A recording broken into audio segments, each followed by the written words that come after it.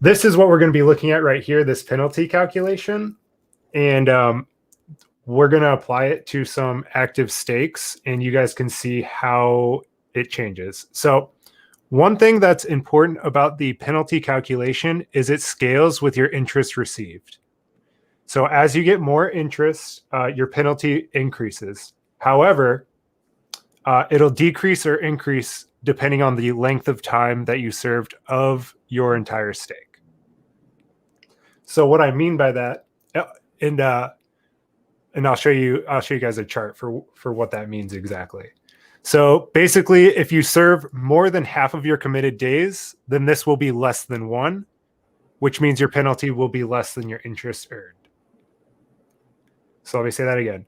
If you serve more than half of your committed days, because this is a static number right here, if you serve more than half, then it's a fraction that is less than 1 at that point. And that's multiplied by your interest received. So it'll be less than your interest received for your penalty here, because the final calculation is principal minus penalty plus interest. And what this looks like on a chart. So I'm not like an Excel pro or anything, but this is, I just put together a 200. Oh, let me move this. Zoom in. Okay. So what this is right here is this is penalty in multiples of interest. So what you're seeing right here is after the first day, your penalty is going to be a big multiple of your interest. And that's because you've only served such a short period of your stake. But at the same time, your interest is so small that the penalty will likely be negligible at this point. Now, there is one caveat here. After big payday, your interest is going to be massive with a very short span of time served. So this is something that can really only be done on stakes before big payday and before big payday, and if you've hit that halfway point.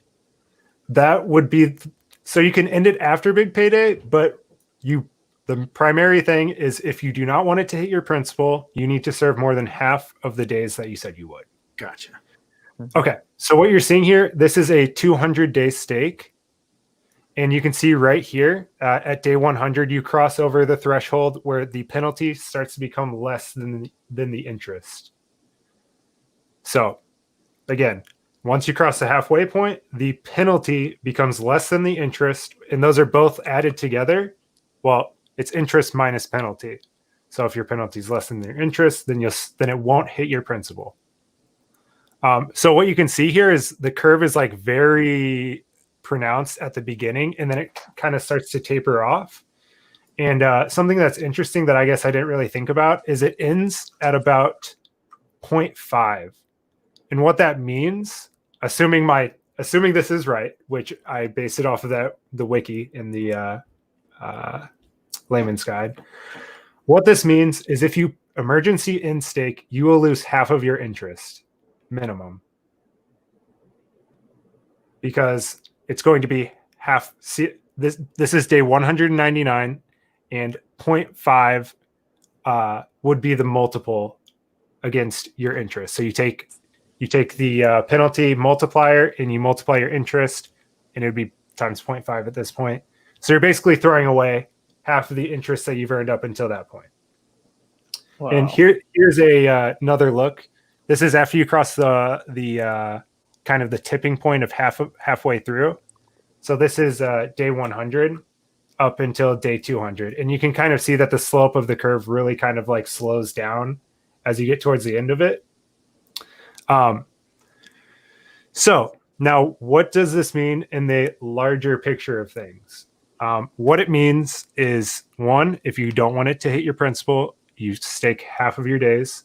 Two, if you get like mega interest and you're only a little bit through your stake, you do not want to emergency in stake, because it'll be just a huge multiplier and then hit against your principal. So what you're saying is that the interest that you've accrued also affects that too. Yeah, the interest directly affects the penalty. Okay. It's both the interest you've received and the amount of time that you've served of what you said you would serve, essentially. Right. Okay. So So, now, so if you have big stakes that are ending and you hit your halfway point, it may not be beneficial to do so because the interest that you've gained might start wrecking your principal. Right.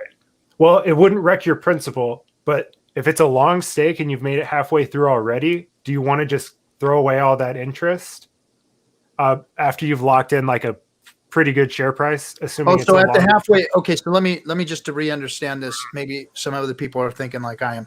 So at the halfway point, you've saved your interest. Your interest is safe. I mean, no, your principal is safe. Yes.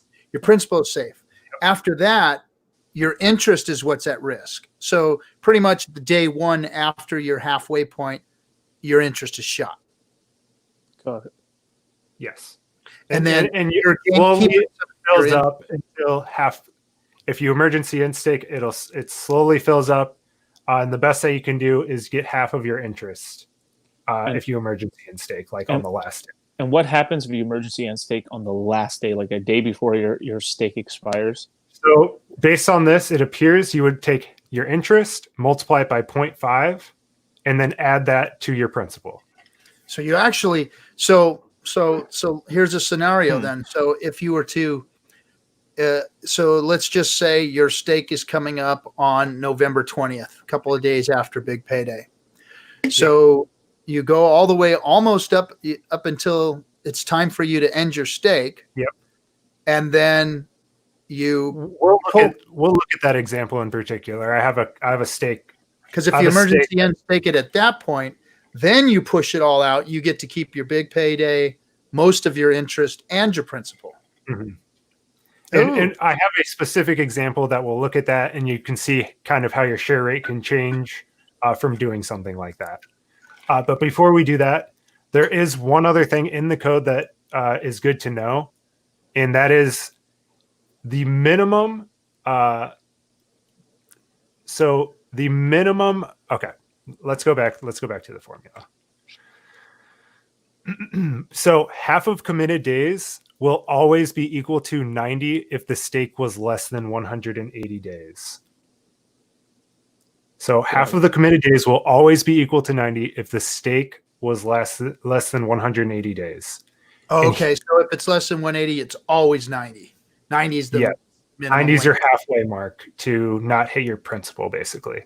So here's a sample 100-day stake where 90 is the point at which you will start to not hit your principal if you took a penalty. So that's something to keep in mind.